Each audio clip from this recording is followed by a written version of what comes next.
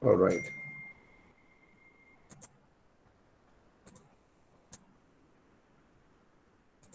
Okay, good day, everyone. Today, our focus would be error identification. Okay, we'll be focusing on error identification. This is part 2 of paper 1. Okay, yesterday we looked at part 1, which was multiple choice question. Today, we'll be focusing on error identification. Okay, this is part 2. So we are going to see some details, and we are also going to see some related information. Okay, now, first and foremost, what is the gist of error identification? What do you think is the main important idea of error identification? What is important in error identification? Or what do you primarily understand by error identification? Can someone tell me? So in one paragraph we have wrong words. We must change the words the right answer. That's error identification. Very good. You've tried well. It is in a paragraph. There will be words which are wrong. So it may be grammatically wrong. It may be wrong in its meaning, in its spelling, in its context, in its subject verb term. You have to correct it. Okay. Now, another question. Are you given options for, let's say, question number 1? Is there an option A, B, C, D from No, which you can choose? no. Very No, good. sir. Very No, good. sir. Yes, you're correct. There are no options. All right, now let's see. We have 3 criteria to discuss, as like yesterday. Okay, the first one would be the type. Second one would be challenges. And the third one would be tips. Let's see. Now, if we look at the types, there are 8 questions. No options given. Okay, you are not given any options. Material has to be more or less 150 word. So the particular text that you'll be tested, the particular text that is used to test this particular part would have more or less 150 words.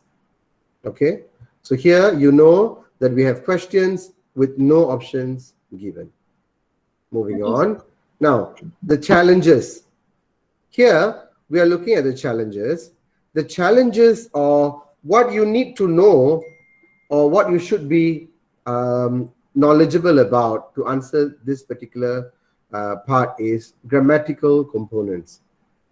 Okay, we have 8 parts of speech. I think we did discuss this in the first class. Noun, verb, pronoun, adverb, adjective. We have conjunction, preposition, and interjection. After that, we have subject-verb agreement. And then we have tenses. And then we also have article, and the. Okay, we have models. Okay, all these are grammatical components. Besides this, we also have words, meanings, set phrases, sentences, or even at paragraph level. So you need to read and get a holistic idea to get the answer right most of the time. Okay, we'll look through some exercises from which we will do some practice. We'll gain some knowledge. Now, these are the tips. Firstly, read the text to get the general idea. You need to know what is the text or what the text is all about. You need to know the main idea of the text. Because if you do not understand what is in the text, you wouldn't be able to get the answers right. Because the correction of words require a holistic understanding of a text. Okay, you faham? Kamu kena faham petikan itu untuk dapat memperbetulkan perkataan-perkataan yang salah. Okay, now identify the text type. What type of a text is it? Apakah jenis teks? Is it a story? Is it a fact-based essay? Is it a factual essay? Or is it a descriptive material? You need to know what sort of a text that is. And then moving on, you need to identify the tense. Okay, what tense is it in? For example, if it's a story, most of the time it is in the past tense. Okay, and then Look for the clues before and after the words underlined. Because the word that you're supposed to correct will be underlined and numbered, look for clues before and after the word as to why the particular word is used wrongly. And then check your answers after reading the text again. Okay, after the word is replaced. So once you have corrected it, read it again to see if it makes sense. And then if it does, then you get it. Now let's look at the practice. Are you ready, students, for Yes, practice? yes, sir. Yes, sir. All right, okay. Yes, sir. See, yeah, thank you very much. See, Yes, it sir. will be a whole text like this, but I have dissected it. I have broken it so that it covers the page and you'll be able to see properly. Now, you're able to see, right? Can you see? Can, sir. Can. Okay. Okay. Sir. This is something very, Sir. very, something that is very engaging to you. Now, let's look at the first set. Look at number 1, 2, 3, and 4. So for that, we need to understand the text. So let's read the text. Harry Potter is a series of 7 fantasy novels written by British author J.K. Rowling. The novels chronicles the lives of a young wizard, Harry Potter, and his friends, Hermione Granger and Ron Weasley, all of whom are students at Hogwarts School of Witchcraft and Wizardry. The main arc concerned Harry's struggle against Lord Voldemort, a dark wizard who intends to become immortal, overthrow the wizard governing body, new as the Ministry of Magic, and subjugate all wizards and muggles, non-magical people. Now let's look at the first one. Harry Potter is a series of 7 fantasy novels. Series. Very good. Why series? Sir. Where do you get the? Yeah, it is series. Yeah. Correct. 7 fantasy Correct. novels. If it's 7 plural noun. fantasy novels. So it is a series. So you're correct. You're correct. Very good. Okay, now the second one. The novels chronicles the lives of a young wizard, Harry Potter. So what could be the correction? Chronicle. Very good. So what does the word chronicle means? Magic. The life of a young wizard. Okay, what does the word chronicle means? About It chronicle means to narrate, to explain, or to story. So when we talk about the novels, it is in plural. Therefore, chronicle becomes singular. I mean, chronicle has its s removed. It doesn't become singular, sorry, but it has its s removed because this is a verb and not a noun. The story, the novels tell. The novel tells, the same way it functions. The novels chronicle. So here the chronicle ialah kata kerja. So it is chronicle. All right, number 2, the word is chronicle. The lives of a young wizard, Harry Potter, and his friends, Hermione Granger and Ron Weasley, all of whom are students at Hogwarts School of Witchcraft and Wizardry. The main story arc concerned. Consonant. Concern or concerns. consonants. So is there an S at the back or there is no S? No S S. at the back, sir. S. Why there is an S at the back? Because Look plural. for the clue, as I told you, look for the clue in front and at the back. So here you look at the clue in front, the main. Concern. Look at the clue in front, the main story, isn't it? So one story, right? Yes. Yes. So the main Yes, story sir. arc. One, right? Concern. So if it is singular, it has. It has S. So the main story arc concerns. There is S at the back. Harry's struggle against Lord Voldemort, a dark wizard who intends to become immortal, overthrow the wizard governing body? Knowing. Known. No. Very good. Known. No. Known as the Ministry of Magic and subjugate all wizards and muggles, which are non-magical people. Now let's move on. Okay, here. Now the first step is we need to read the text. Now I want to call someone to read. Let me call. Okay, Sahana Sri, can you read, Sahana?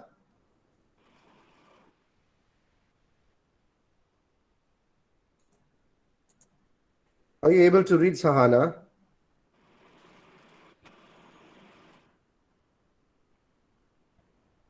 Since the release of the first novel, are you there? Can you read? Okay, I can't get her. Okay, Rehan, can you read, Rehan? Yes, sir. Okay, please.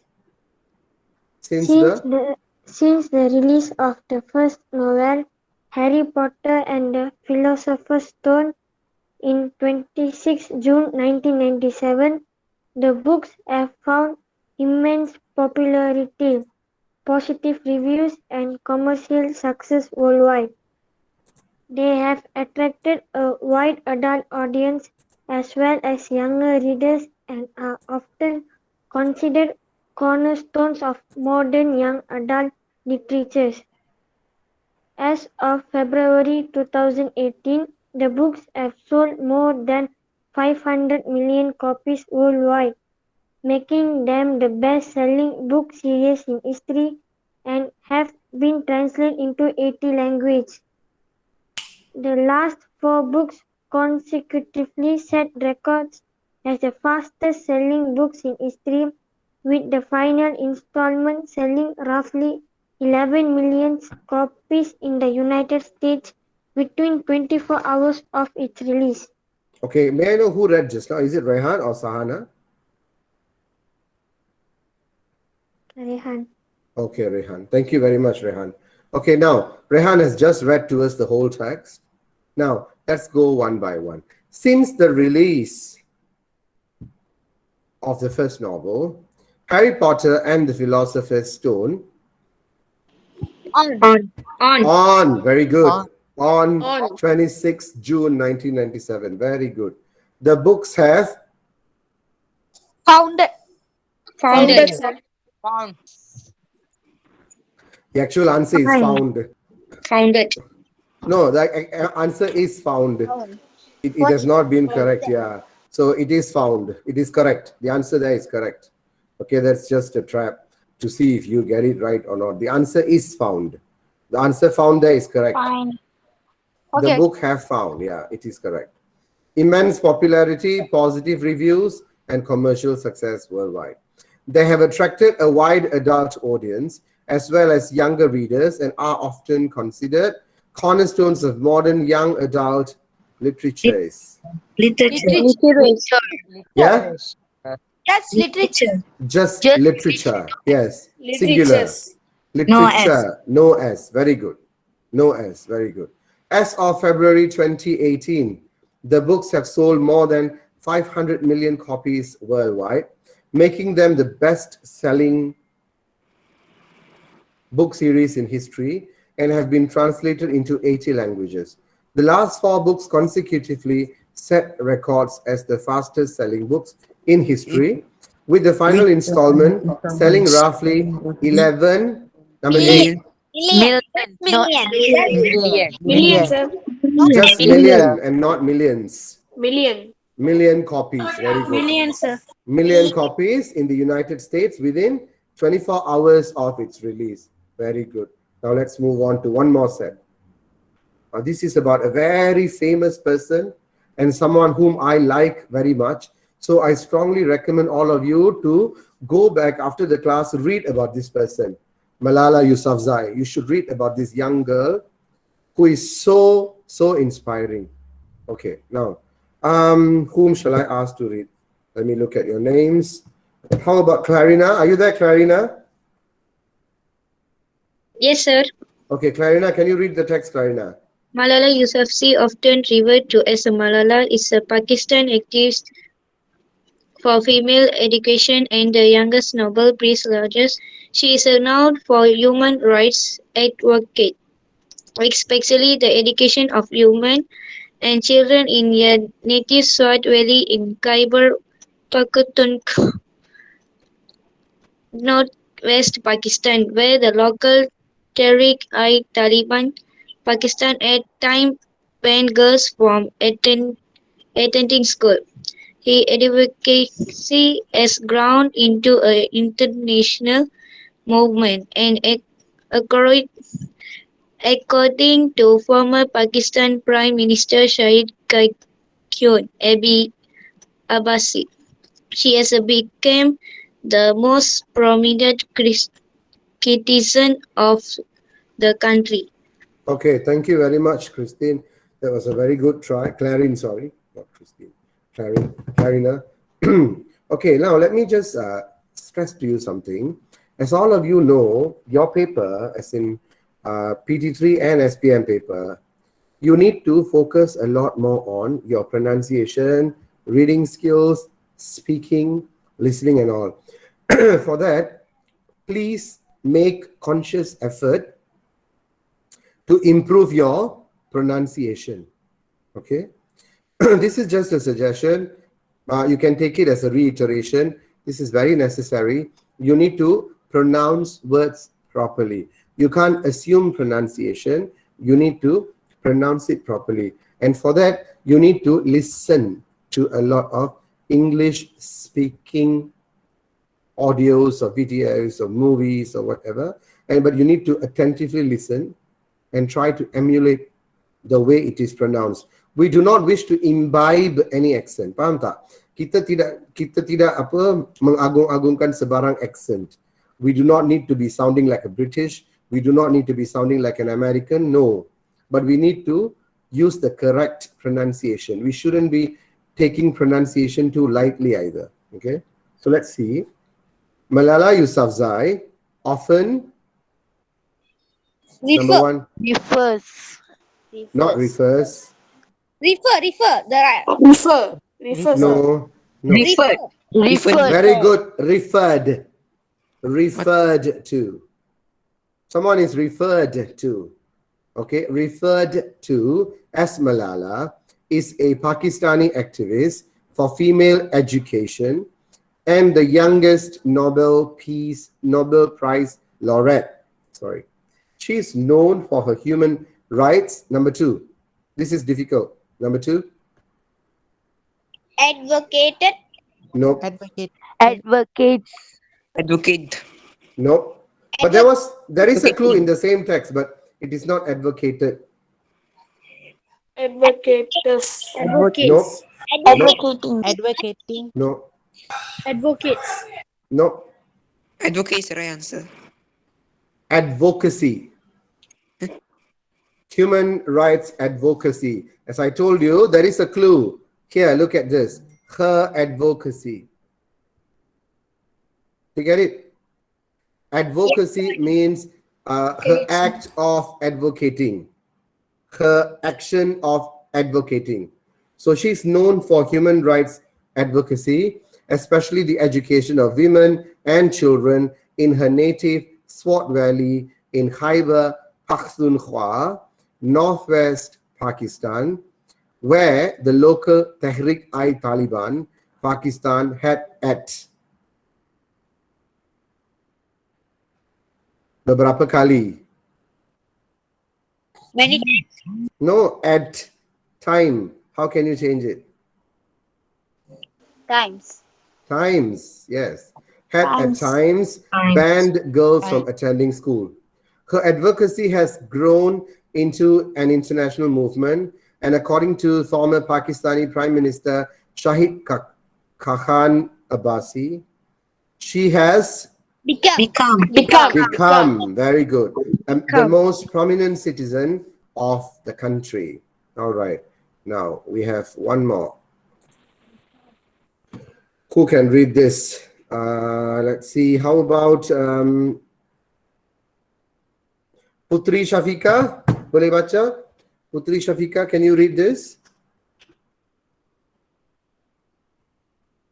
Are you there, Putri?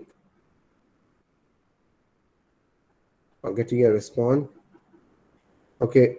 Joel Sylvester, Yes, sir. can you read this, Joel? Okay, sir.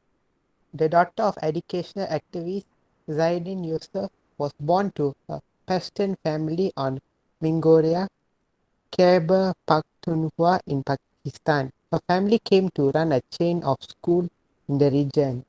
Considering Muhammad Ali Jinnah and Benazir Bhutto as her role model, she was particularly inspired by her father's thought and humanitarian work. In early 2009, when she was 11 to 12 years old, she wrote a blog under a pseudonym for the BBC, further detailing her life during the Tehrik-i-Taliban Pakistan occupation at Swat. The following summer, journalist Adam B. Alick made a New York Times documentary about her life as a Pakistani military intern in the region. She rose in a prominent, giving interviews in the print and on television, and she was nominated for the International Children's Peace Prize by the activist Desmond Tutu. Okay, now let's see. The daughter of educational activist Ziauddin Yousafzai was born to a Pashtun family Ed. In. in Mingora, Khyber Pakhtunkhwa, Pakistan. Her family came to run a chain of schools in the region, considering Muhammad Ali Jinnah and Benazir Bhutto as her role models. She was particularly inspired, Dia with the D at the end, inspired by her father's thoughts and humanitarian work. In early 2009, when she was 11 to 12, she wrote a blog under a pseudonym. This one, the mistake is in the spelling. Where do you think is the mistake? Pseudonym. S-E-U. No, that's correct. It is Pseudonym, pseudonym. It means a nickname or a name with which you used to write. So you don't use your actual name, you use your pseudonym. Okay. For the BBC Urdu, detailing her life during the Tehrik-i-Taliban Pakistan's occupation of Swat. The following summer, journalist Adam B. Alick made a New York Times documentary about her life as the Pakistani military intervened in the region. She rose in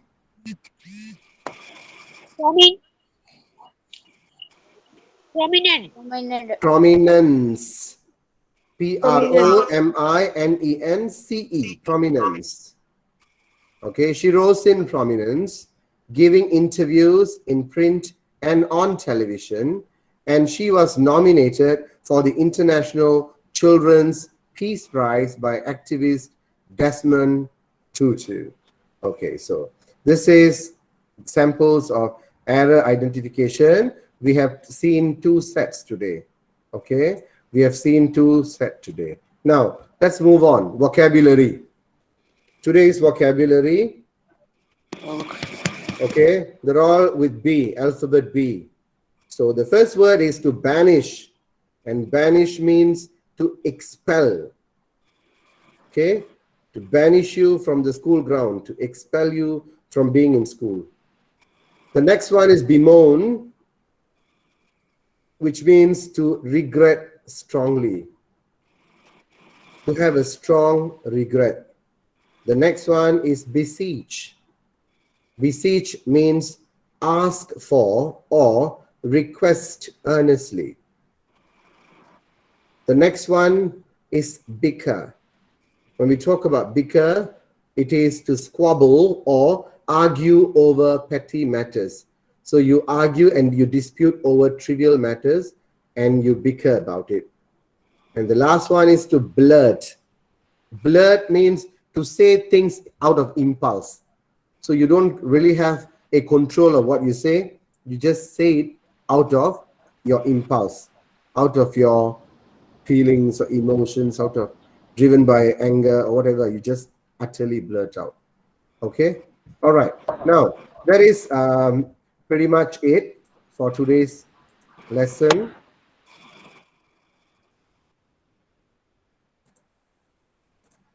Now, any questions? No, sir. No, sir. No, sir.